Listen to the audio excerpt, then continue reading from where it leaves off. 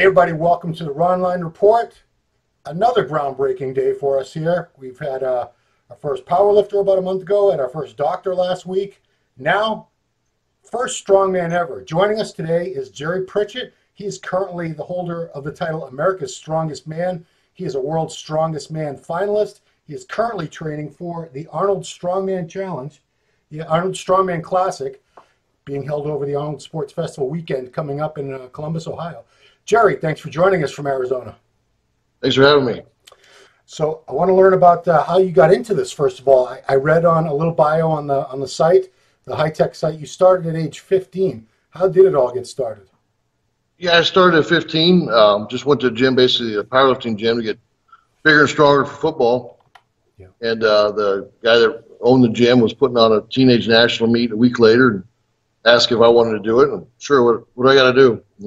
This is how you bench, this is how you squat, and this is how you deadlift. And yeah. So I trained every day that week to when did that little meet, and I just fell in love with it, more so than I was with football. Right. So I was still playing football through high school and 1 year of college, but I just kept pursuing powerlifting, and then that was in '96. And I always was interested. Always watched World's Strongest Man as a kid, and watched guys like Bill Kazmaier and Magnus Ver. Yeah. And finally, in 2008, there was a local show here in Phoenix. I jumped in it and was second.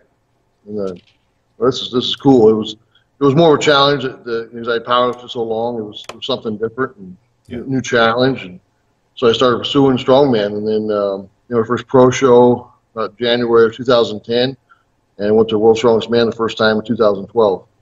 Wow. So were you naturally big and strong as a kid? I mean, you don't strike me as someone who was ever a weakling. Always a bigger kid, My dad's tall. Grandfather was big. I grew up in my dad's fab shops. We were moving steel around, or we were doing race cars, moving race cars around. So, we were always doing something physical. And that's where powerlifting really kind of, fit well. And then doing the odd stuff for the strongman, growing up in a fab shop and working in a fab shop, just kind of fit. Yeah. And just really took to it. How early on did you know that you could be really good at this, like better than the average person that was doing it? My very first powerlifting meet at 15, I deadlifted 380 pounds at 15. Wow. And then as a teenager, I won the AAU Junior Olympics 3 times, gold medal. So did really well in powerlifting. Just never had the opportunity. It just wasn't right there. I just didn't pursue it to jump into strongman. Yeah. I wish I had probably a little earlier, but it's worked out. Right. So, I'm wondering why, I know you like strongman and everything, but it seems like you could have been equally successful, maybe even more successful as a powerlifter. Did people try to talk you out of leaving powerlifting? No, I mean, I still have done some powerlifting over the years, because doing the strongman movements definitely helps increase the platform lifts as well. Yeah. So I've done a few. I broke the record with 914 at the IPL a couple years ago. Strongman to me is just more of a challenge. Yeah. And for strength athletics, there's really more possibilities and money in strongman. There's powerlifting. Sure. Unfortunately, powerlifting is just not there. Is it true you currently hold the American record for the deadlift though, regardless? Yeah, I hold it at IPL at 914, and then I broke, for a strongman, I broke the elephant bar, the world record on the elephant bar at 1,031 last year at the Arnold in March. Right on. So, who are the people you mentioned? Bill Kazmaier. Who are the guys that you really look up to, and why did you look up to them? Was it their drive? Was it their athleticism? What really inspired you with these people? I think there's their strength and intensity. If you watched, Kazmaier in his era, and same thing with Magnus Ver and Magnus Samuelsson and some of those guys, it's the whole way they carried themselves through a contest, as far as their intensity and their overall strength as well. Yeah. So, what's your favorite event out of all the different things that you've done? And I know there's a lot of repetition, but there are also a lot of unique events I've seen too. Yeah, there's a lot of different events we do. I mean, obviously the deadlift's, a really good one for me. Yeah. So that's obviously a favorite. As far as like some of the dynamic movements that we do, yoke, yoke would be one of my more favorite events, and then also frame carry. Some of my really good events. So those are the ones you're really good at. What are some that you've had to work really hard to get better at? Dumbbell's been a big one. That's been my Achilles in strongman is the big dumbbell press. Just learn. There's just a different technique to it, and it's just like I said, it's been my Achilles getting it down. So it's gotten better the last couple of years, but it still needs some more. So it's a constant improvement. You're a very large man, but I mean, if we're talking about that Sear dumbbell, is that the one you're talking about, the Lewis Sear dumbbell? Yeah, there's a Louis Sear, then just even our regular giant dumbbell. So you go anywhere from they'll have a 2-inch handle up to a 3-inch handle, and then just either whether it's got the globes like the Sear, or if it's got big pipe ends like just a regular monster dumbbell would have. They're big and clumsy, and just the technique is I just haven't taken to as well as I have some of the other events. Now I'm just guessing the bigger your hands are, the easier when a handle's that thick around, you have to have a giant hand just to be able to even think about doing this. Yeah, just to get it, hold it, and cradle it in hand. Yeah. So you do obviously the biggest competitions now. You're at the international level. Are there competitions for people that aren't quite as tall and enormous? I mean, or are they all just open? Well, yeah, there's top end strongman. It's the land of the giants, but there's all levels of strongman through the amateur ranks. There's some top end amateurs that are really good, and then there's some entry level shows that I mean, you still have to have somewhat of a base, but guys could jump in, just are strong from a gym and kind of see how they take the events. Because some people just take the strongman events better than others. Yeah. It's funny. Not everybody is strong on your regular movements in the gym. Take the strongman. The first, I went to a regional one probably about 15 years ago, and I'd seen it on TV, but I didn't know much about it. And being a bodybuilder, I immediately thought the guys who had the bodybuilder type physiques were going to win. And of course they did. It had nothing to do with the way these guys look. The kid, it was a young guy from, I think he was, even though the competition was in Massachusetts, this kid came over from like Finland or Iceland or something. And to me, he looked lanky compared to the other guys. He didn't carry as much muscle mass, but the technique and everything, I mean, he blew the competition away. He beat all these guys who I assumed were going to blow him away. How much does, I was going to get to this later, but I'll get to it now. Is there a certain body type that succeeds, generally speaking, in strongman? Is there a certain favorable bone structure, height, weight ratio?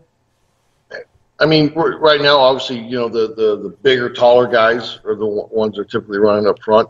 Yeah. But there's other guys that are maybe only 5'9", 5'10", that are really good as well.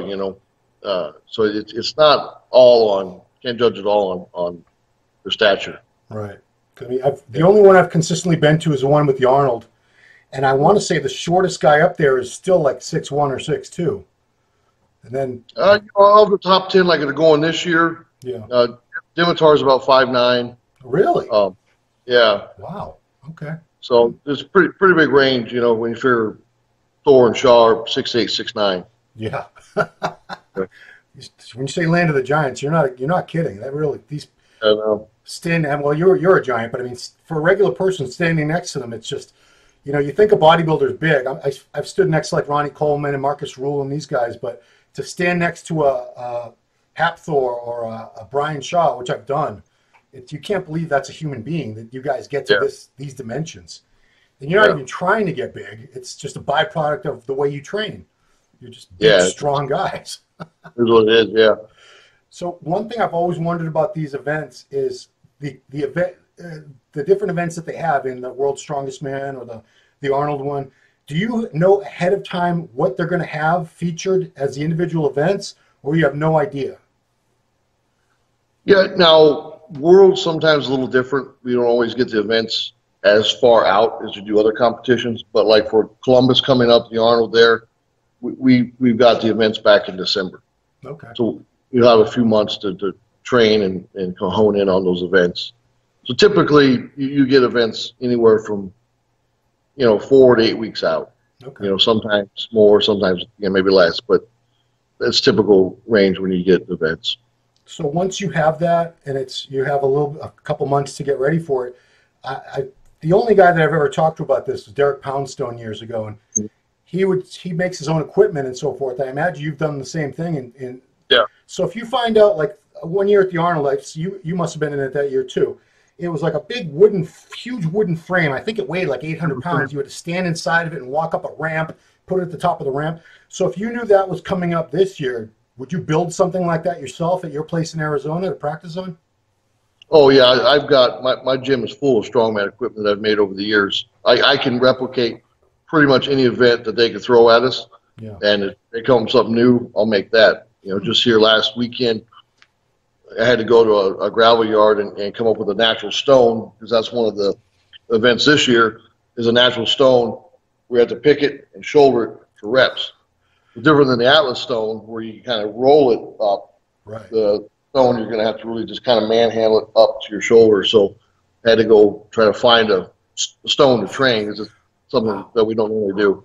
So when you say natural stone, I mean, you have no idea what that thing's really going to be shaped like compared to what you're practicing on, right? Yeah, all of us are just kind of guessing on going to a gravel yard and picking a stone, but we don't know what that one there is going to look like. You know, because obviously they're all going to be different. So at least no one has any advantage over anyone else. You're all in the same boat, basically. Yeah. Okay. We're all going to be introduced to that thing for the first time. So this event is first weekend in March. How do you set up your training? Like when, I know sort of how powerlifters do it. How do you do it for strongman? How far out from the event do you start, and do you cycle your training? How does it all work? So I started my prep for this about the first week of December. Okay.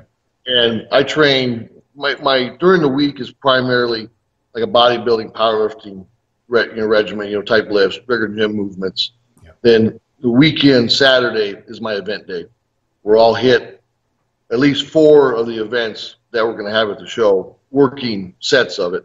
Yeah. It beats you down after a while, but the idea is to get through the show and the show not be the worst weekend of your life. You've prepped for it. Sometimes the Arnold Columbus, because it's so heavy, the Arnold Columbus is the biggest show, the highest paying, the heaviest show we can do. You only take 10 guys in the world, and it's the heaviest show we do. So most shows, most all of us will train probably above contest weight. Okay. The Arnold, you're just trying to get to contest weight within, 20, 50 pounds, maybe to contest weight. Yeah. So it's a little different than some of the other shows where I'll train a contest weight every week or maybe over contest week. So it's a little different. And then as you get closer to the show, then I start backing off, start trimming accessory work and, all that stuff to kind of start healing up and backing off, weights as far as like percentages and top end weights to start healing up as we get into that first weekend of March. Okay. So, at that point, are you really just only training, much, much less so that your body can be fully prepared for this? Yeah, you start trimming volume. Some of the event, the weights are getting less a couple weeks out, so you start healing up. Okay. And I've often wondered, I mean, by the time you're done with that, something like the Arnold Strongman Classic, it's taken so much out of you. How long do you give yourself to stop training, let yourself really rest and recover after something like that? Typically, the Arnold Columbus, because it's so heavy, your CNS is shot for about 2 weeks afterwards. Yeah. So you're kind of just doing some maintenance stuff, just kind of getting the blood moving for a few weeks, not concerned with really pushing heavy weight until you're kind of healed up, reset, then start focusing on the next show. Yeah, and I'm curious. These are so hard to train. They're so demanding on your body. How many of these things can you do a year? I would think maybe 2, 3 max. Yeah, we do more than that. So I'll do right now the plan, and the same as what I did last year. I did Columbus in 1st of March. I'll go to Sao Paulo in April, and then the first part of May to Johannesburg. So I'll hit 3 Arnolds in a row there. Wow. And then have a few months off in the summer to start getting ready for Barcelona. And then somewhere in the mix will be World's Strongest Man too. So somewhere that'll get slid in there as well. Do you know when's that this year? Do you know? We don't know dates or where yet. Really? Yeah. They really like to keep you guys guessing. Yeah, Worlds is probably the worst for that. Yeah. So because the Arnold has grown so much, would you consider it the same level or even above World's Strongest Man at this point, or no? I would say majority of us that are in the sport would consider, especially the Arnold Columbus, because they only take 10 guys. Right. So heavy that it means more as far as if you're in the sport than Worlds does. Yeah. Just because it's so much heavier than Worlds. Is Worlds still broadcast on network on ESPN or ESPN2? CBS Sports. Now. CBS Sports. And the Arnold I haven't seen televised. So is that an extra incentive for guys to do the World's Strongest Man? Yes and no. The sponsors like the TV. We can't wear sponsor logos or anything on TV. Yeah. But it's more exposure. Yeah. Now, last year the Arnold Columbus was live streamed. For what I hear, it's going to be live streamed again this year. Yeah. Possibly even a free live stream. Yeah. So it should hit even more than last year. So the Arnold, especially since they started this whole circuit, because there's an Arnold on pretty much every continent now. Right. And then we have a strongman show at each Arnold Expo. So there's a whole Arnold series, and you have to pretty much follow the series to qualify for Columbus. So the Arnold is really grown the last few years, even more so with creating the whole Arnold Pro Series. Right. And I should note being on TV isn't that big a deal like it used to be, because like you said, live stream, everyone in the world with a computer or even just their iPhone can watch this. Yeah. So it's going to have a lot more reach than some CBS Sports possibly could when you think about it. Okay. Question. I've got in your honor, I put my ALR industry shirt on. Now, this is a large. What size do you wear in this? I'll wear 4X. 4X. Okay, I was going to guess 5. I wasn't far off. 4X, yeah. So that leads me to my next question. Nutrition and supplementation. How key is that for someone who does what you do? Huge. Yeah. It's huge. It's no different than, a race car. They got to put the best oil, the best fuel in it to make it run efficiently. It's the same thing. Yeah. We're same as a machine almost. You have to have the right fuel. So so what we put in our bodies is huge, especially because we demand so much from our bodies and we break them down so much. So we have to have all the right fuel to keep pushing the way we do. So I want to freak some people out here. Can you run down like a typical, I don't know how many solid meals you eat a day, but what are your biggest meals of the day, and what would one of those meals look like? We'll just go over breakfast. Breakfast is 8 eggs. 8? Then with some sort of meat, potatoes, bread, oatmeal. That's typical first breakfast to start off. Okay. And then I'll do some sort of shake after, for a couple hours later after that. Yeah. How many calories do you think you put away in one day when you're in heavy training? Between 7,000 and 8,000. Okay. I mean that doesn't even sound like a lot compared to, you're a 360-pound guy. Are you heavier than that before you compete? Is that like a competition type weight? Competition at 370. Wow. Did you get heavier than that?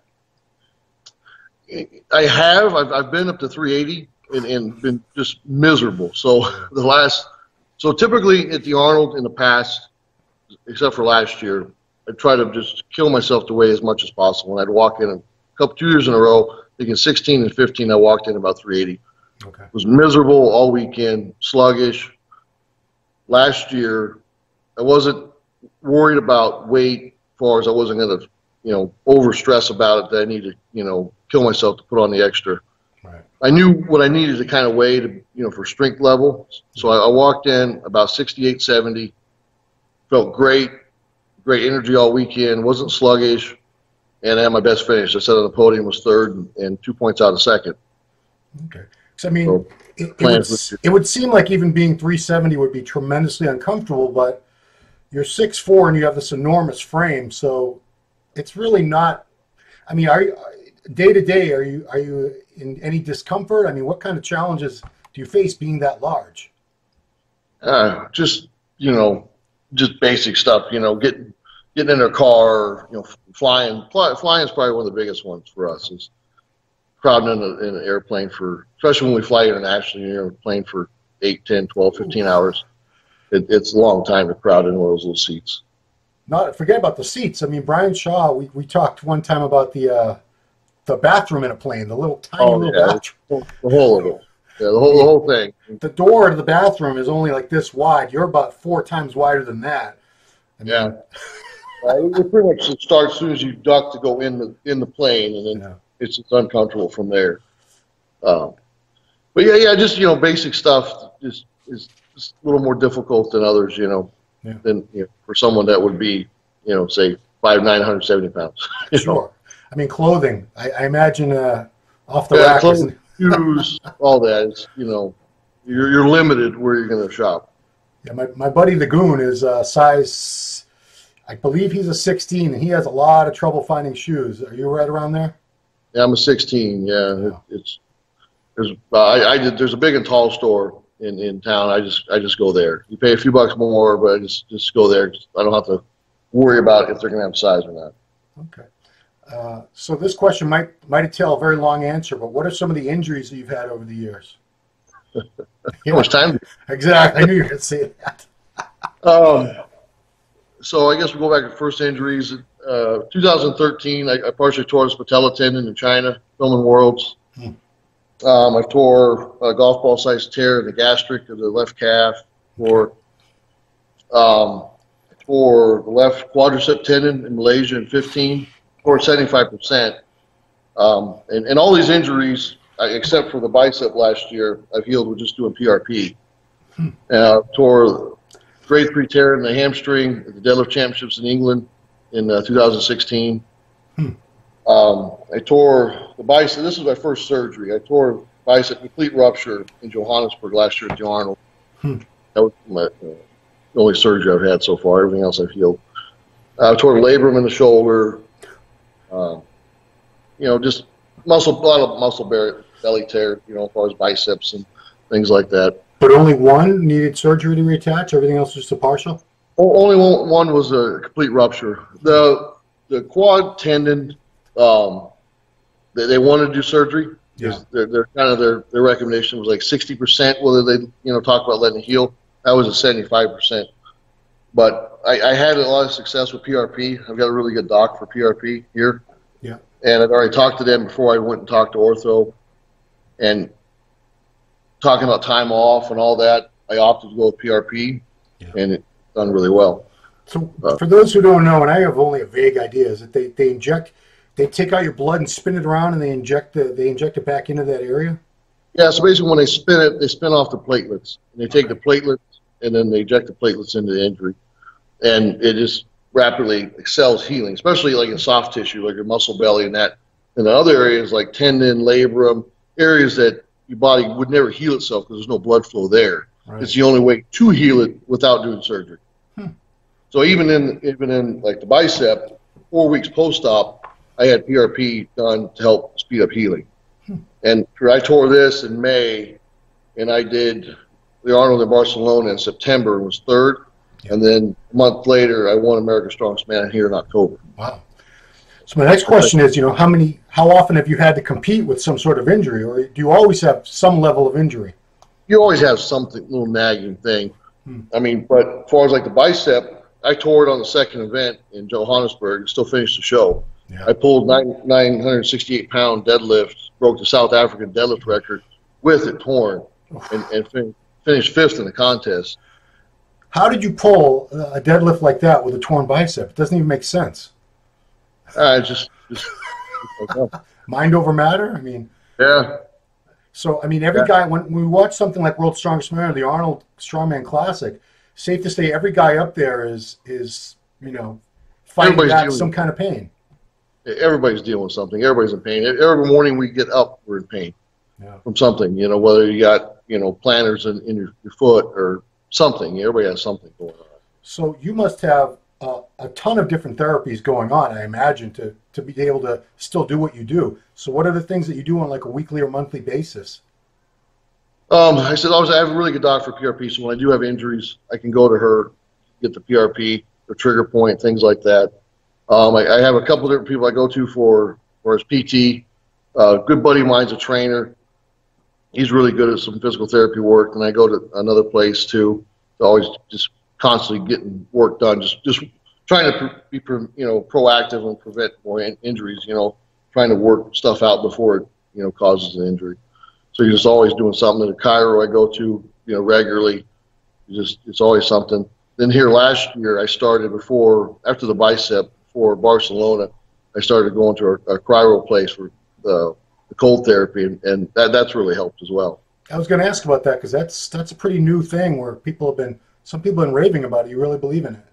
It's really good. Of course, we've done ice baths for years, but the cryo is even better than that.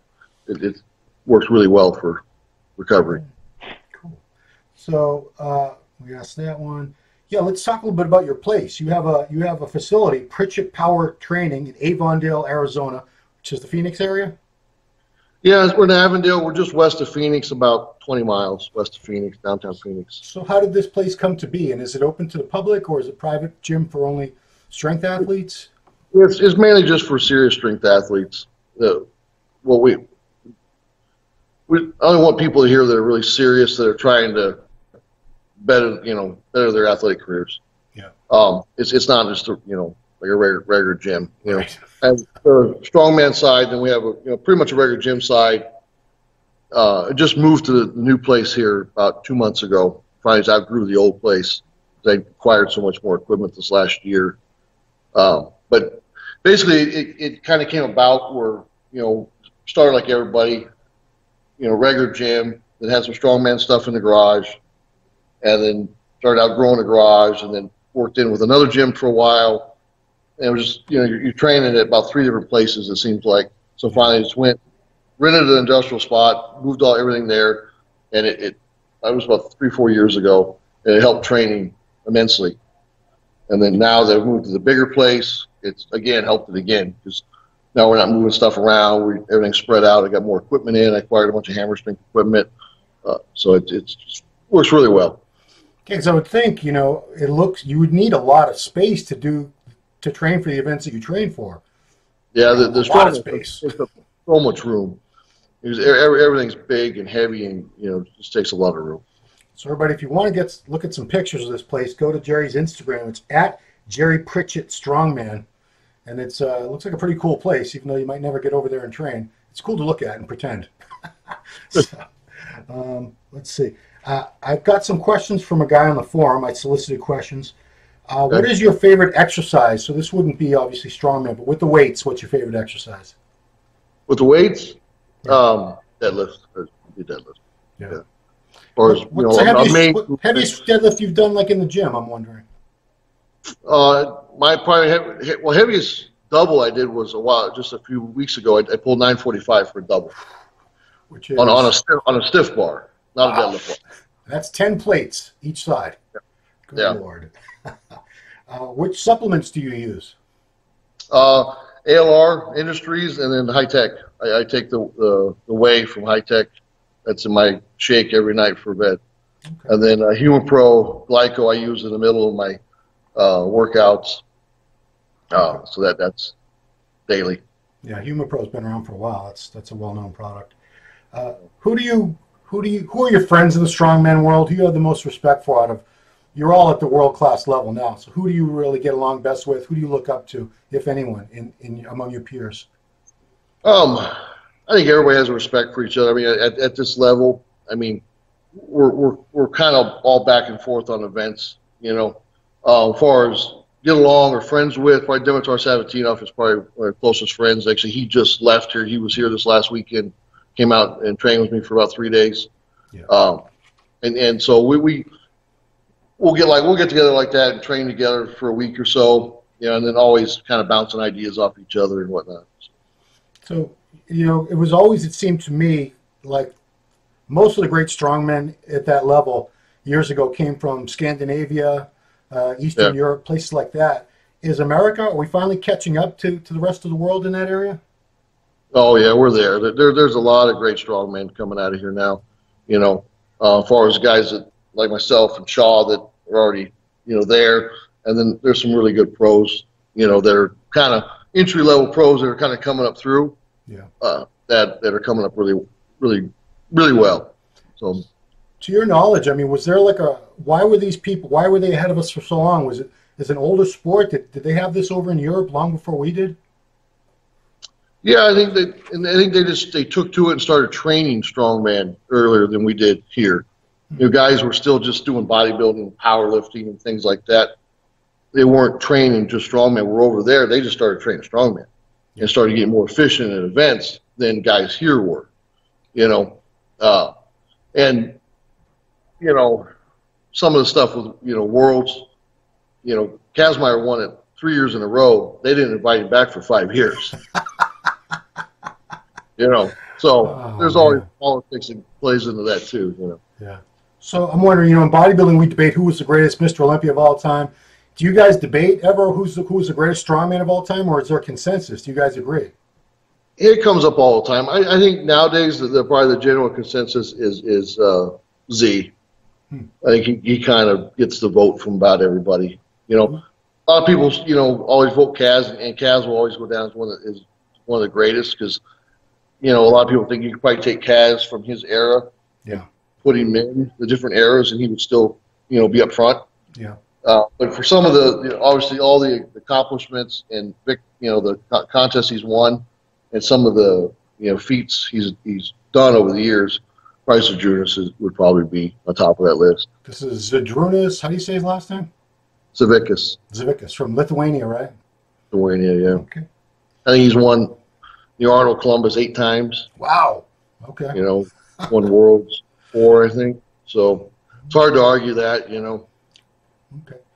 Jerry, do you have any hobbies outside of this? Do you have any time for any hobbies outside of this? I don't have time. I grew up around auto racing. I actually drove sprint cars for a little while before I started strongman. Even when I was powerlifting, I was driving a sprint car. Actually, the very first strongman I did, I raced that night. And then when I kind of decided to full-on pursue strongman, I parked the race car. So I would say auto racing, I don't have time for it really anymore. Yeah. I try to catch what I can online. Okay. Hunting, fishing, none of that stuff? Well, you're in Arizona. I know. Yeah, no. They have some really good here. My dad was, we always did race cars. He wasn't into hunting and fishing or anything like that, so we never really did that. Okay. It's always auto racing. So what is your ultimate goal? Which contest is there one event that you want to win and you want to win it multiple times? Where do you ultimately want to be in 5 years or so as far as titles or anything? They're Arnold Columbus. But that's the big target on my list is first was, last year was to get on a podium, and I did. I got 3rd. Now is to win it. Yeah. That's the full-on goal right now is to win it. And then obviously other things like breaking the deadlift record again and things like that. But Arnold Columbus is main on my list. Okay. World's Strongest Man, is that something you'd like to win that, I'm sure? Yeah, right? Obviously everybody wants to win Worlds. Yeah. But honestly, to me, the Arnold Columbus means more because it's so much heavier. Yeah. If you win the Arnold, Columbus, nobody can argue that you're not the strongest. All right. So do you get a lot of inquiries from people that want to get involved in this and don't know how? It seems like it would be a lot more work to get involved in what you do than to become a power lifter or a bodybuilder or Olympic lifter. Yeah, I always get some. The best is go to Strongman Corp. They run a lot of great amateur shows, and they have all different levels. So really, that's the best way you want to get in it.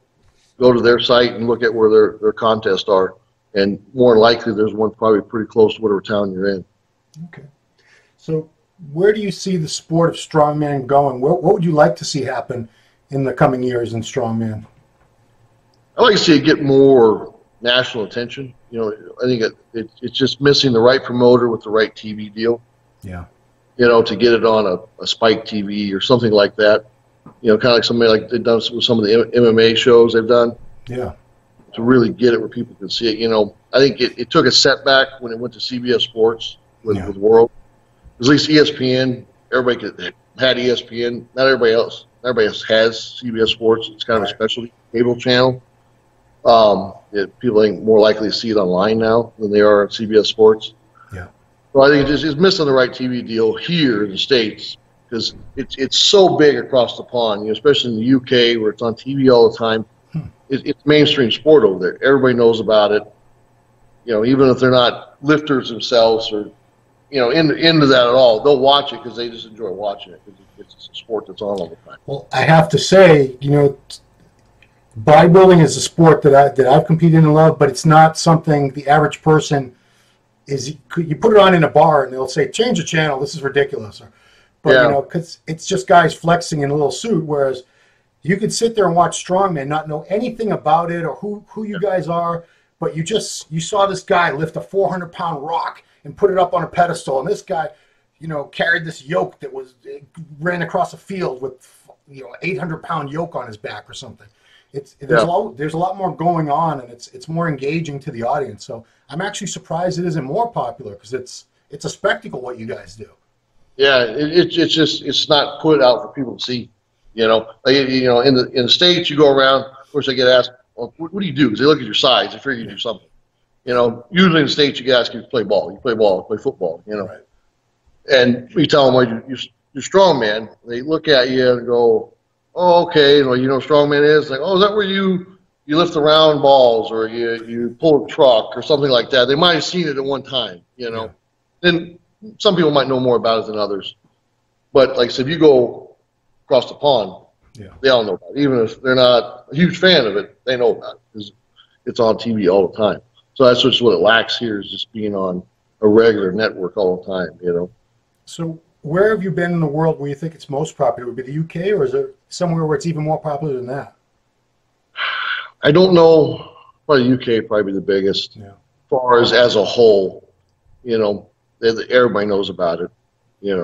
I mean, it's big in Poland and other places, but I think the UK as a whole is probably the biggest. When we did the deadlift championships there in 2016, there was 10,000 people in that stadium. Wow. It was full.